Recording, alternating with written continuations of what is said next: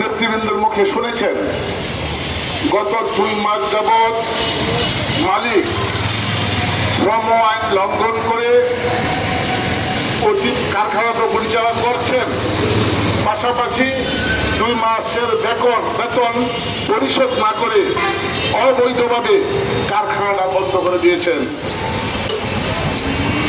ইতিমধ্যে আপনারা যে বক্তব্য শুনলেন যে আজকে যে মজুরি পায় সে মজুরি দিয়ে শ্রমিকের জীবন এবং সংসার চলে না। আরেকদিকে যখন 2 মাস বেতন না পায় তাহলে শ্রমিকরা সেখানে কিভাবে জীবন কাটায়? শুনেছেন গতকাল শ্রম সচিব উনি বিকেএমইতে এসেছিলেন, শ্রমিক নেতৃবৃন্দ, ডিসি সাহেব, এসপি সাহেব, ইন্ডাস্ট্রিয়াল পুলিশের যিনি প্রধান এবং কলকারখানা অধিদপ্তর, ডাইভের এবং সাংবাদিক ভাইরা উপস্থিত ছিলেন। উনি পরিষ্কারভাবে এখানে বলে গেছেন, কারখানা যদি পরিচালনা করতে হয় তাহলে শ্রম আইন মেনে কারখানা পরিচালনা করতে হবে। আমরা তার কথাকে সাধুবাদ জানাই। কিন্তু আজকে যে মালিক শ্রম আইন না মেনে কারখানা পরিচালনা করলো এবং 2 মাসের বেতন না দিয়ে শ্রমিকদেরকে আজকে রাস্তায় নেমে দিল, সেই জিনিসকে দেখার জন্য কলকারখানা অধিদপ্তর তার দায়িত্ব। কিন্তু আজকে এই ছাত্র শ্রমিক জনতার অভ্যুত্থানে আমাদের হাজারো শ্রমিক ভাইয়েরা জীবন দিয়েছেন, প্রায় 400 আমার জন সেখানে চোখ হারিয়েছেন। একটা ফ্যাসিস্ট সরকারকে পতন করিয়েছেন ছাত্র জনতার অভ্যুত্থানে। আর সেই দেশে কিভাবে ওই শ্রমিকের বেতন না দিয়ে সেখানে অবৈধভাবে কারখানা চালু করে এবং কারখানা বন্ধ করে দিয়েছেন। আমরা পরিষ্কারভাবে বলতে চাই যে আজকে এই দেশে সব আইন থেকে শুরু করে সমস্ত আইন কানুন নিয়ম নীতি প্রতিষ্ঠান সমস্ত কিছু বন্ধ করে দিয়েছে ওই ফ্যাসিস্ট সরকার। ফ্যাসিস্ট সরকারের পতন ঘটার পর 1 মাস 10 দিন অতিবাহিত হওয়ার পরও আজকে শ্রমিকদেরকে রাস্তা নামতে হচ্ছে তার বেতনের জন্য। আমরা 2023 সালে যখন শ্রমিকরা মজুরি ছিল 23,000 টাকা, তখন গুলি করে আমাদের শ্রমিকদেরকে হত্যা করা হলো। তখন থেকে আমরা বলছি শ্রমিকদের জীবনযাত্রার মান, জীবনযাত্রার ব্যয়, উৎপাদনশীলতা, দেশের আর্থসামাজিক ব্যবস্থার উপর ভিত্তি করে শ্রমিকদের মজুরি নির্ধারণ করতে হবে।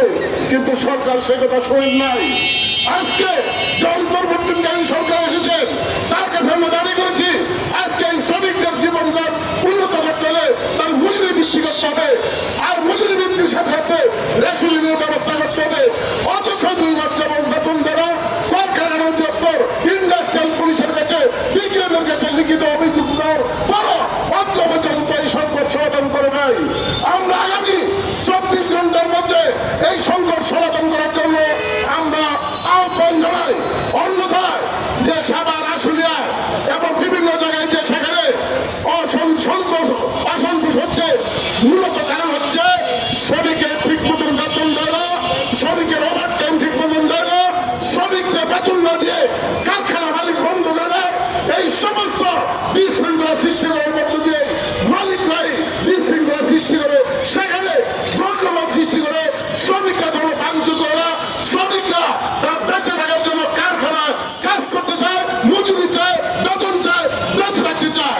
সে বেঁচে থাকার তাগিদে বিভিন্ন প্রত্যন্ত অঞ্চল থেকে সেখানে কাজ করার জন্য আজকে নারায়ণগঞ্জ শহরের শিল্প কারখানা কাজ করছে। আমরা এই সমাবেশ থেকে অবিলম্বে কারখানা খুলে দেওয়া এবং তাদের বকেয়া মজুরি পরিশোধ করে তাদেরকে কাজে পুনর্বারের জন্য দাবি জানিয়ে আজকে যারা আমাদের বক্তব্য শুনছেন এবং সমাবেশে উপস্থিত হয়েছে আপনাদের সকলকে গার্মেন্টস সচিবের পক্ষ থেকে রক্তিম শুভেচ্ছা অভিনন্দন জানিয়ে আগামী 24 ঘন্টার মধ্যে কারখানা খুলে দিয়ে এবং তাদের বকেয়া পরিশোধ করার জন্য আহ্বান জানিয়ে আমি আমার বক্তব্য শেষ করছি। দুনিয়ার মধ্যে রাখাও সবাই ধন্যবাদ। আমরা ইন্ডাস্ট্রিয়াল পুলিশের এসপি কে লিখিত জানিয়েছি, নারায়ণগঞ্জ গার্মেন্টস মালিকদের যে সংগঠন রয়েছে বিকেএম এর সভাপতি বরাবর আমরা লিখিত দিয়েছি। আমরা বলতে চাই, আজকে আমাদের যে শ্রমিকরা এখানে দাঁড়িয়েছে, সমস্ত শ্রমিকরা সেখানে দীর্ঘ 3-4 বছর 5 বছর যাবৎ চাকরি করেছে। আজকে আমাদের দেশে যাদের শ্রমে গ্রামে দেশের অর্থনীতি চলে, সেই পোশাক শিল্পের শ্রমিকরা বকেয়া বেতন 2 মাস মালিক আটকে রেখে সেখানে কারখানা পরিচালনা করেছে, অবৈধভাবে অন্যায়ভাবে কারখানাটি বন্ধ ঘোষণা করেছে। অথচ আমাদের দেশের সময় অনুযায়ী এই বিষয়গুলি দেখভাল করার দায়িত্ব রয়েছে আমাদের কলকারখানা দপ্তরের। তারা আমরা নারায়ণগঞ্জের এই শিল্প এলাকা আমরা দেখি না এখন পর্যন্ত কোন কারখানায় গিয়ে সেখানে শ্রমিকদের নিয়োগপত্র, পরিচয়পত্র, শ্রমিকদের বকেয়া দিয়েছে কিনা, সময় মানছে কিনা, ন্যূনতম মজুরি দিয়েছে কিনা, এই ধরনের পদক্ষেপ আজকে কলকারখানা দপ্তর থেকে আমরা নিজে দেখি নাই। সেখানে শিল্প পুলিশ রয়েছে। 2010 সালে শিল্প পুলিশ গঠন করা হয়েছিল শ্রমিকদের স্বার্থ এবং মালিকদের স্বার্থ রক্ষা করবে, অর্থাৎ শিল্পের স্বার্থ রক্ষা করবে। আমরা বলেছিলাম এই শিল্প পুলিশ সেখানে শ্রমিকরা একটা সময় গিয়ে শ্রমিকদের উপরে লাঠিচার্জ করবে, মালিকদের লাঠি আর বাহিনীতে পরিণত হবে। আমরা আজকে সেটা দেখেছি।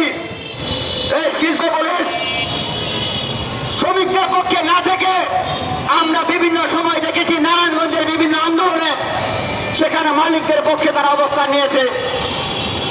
এমনকি বিভিন্ন কারখানায় সেখানে শিল্প পুলিশের সহযোগিতায় অন্যায়ভাবে শ্রমিকদের ছাঁটাই করেছে মালিক।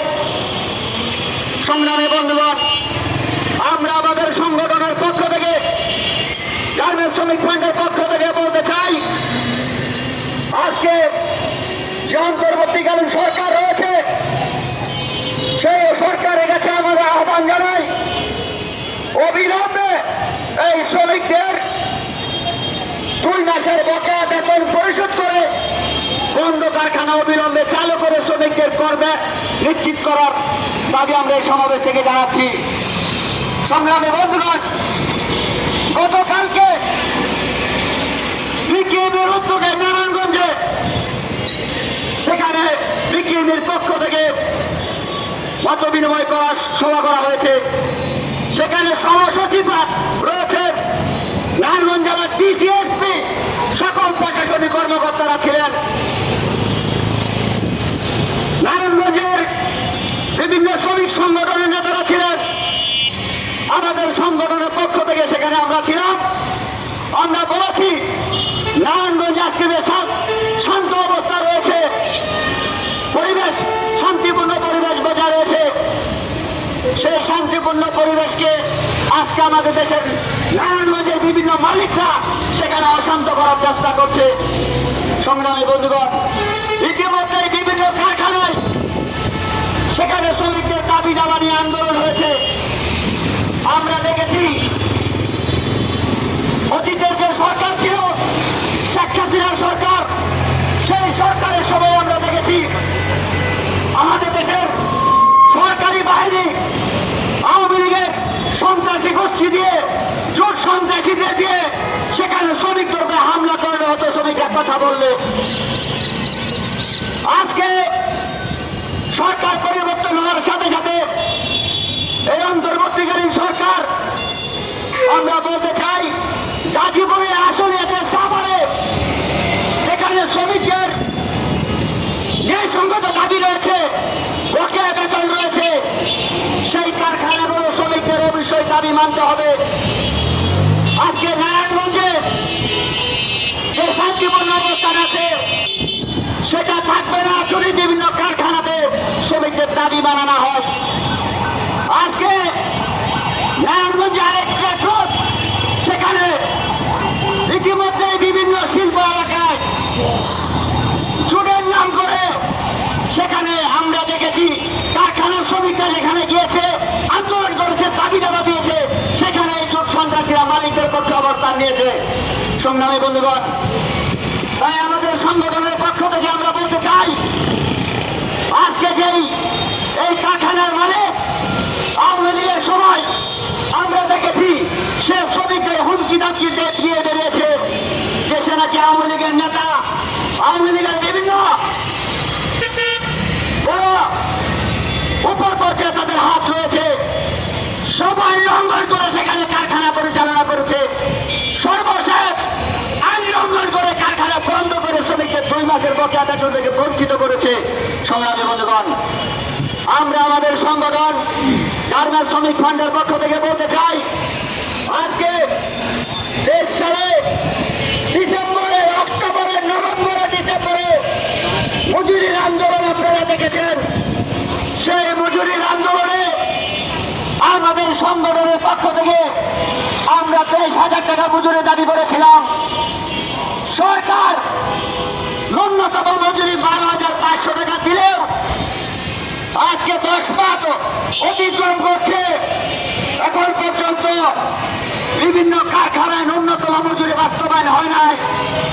আমরা নারায়ণগঞ্জের চিত্র যদি দেখি, সেখানেও প্রায় 60% কারখানা এখন তো ন্যূনতম মজুরি বাস্তবায়ন হয় নাই।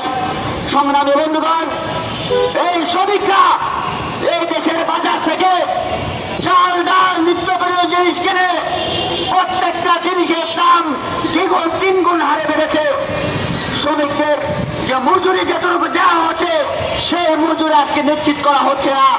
সংগ্রামী বন্ধুগণ, আমরা বলতে চাই, আজকে মজুরির আন্দোলনে যে শ্রমিকরা জীবন দিয়েছে, যে 4 জন শ্রমিককে রাষ্ট্রীয় বাহিনী, পুলিশ বাহিনী সেখানে গুলি করে হত্যা করেছে, আমরা এই সমাবেশ থেকে বলতে চাই সেই পুলিশ সদস্যদেরকে গ্রেপ্তার করতে হবে এবং সেই সময় মজুরির আন্দোলনে যারা গুলি করার নির্দেশ দিয়েছিল শ্রমিকদের উপরে, সেই নির্দেশদাতাদের নামে মামলা হতে হবে, গ্রেপ্তার হতে হবে। সংগ্রামী বন্ধুগণ, আমরা বলতে চাই, আজকে অবিলম্বে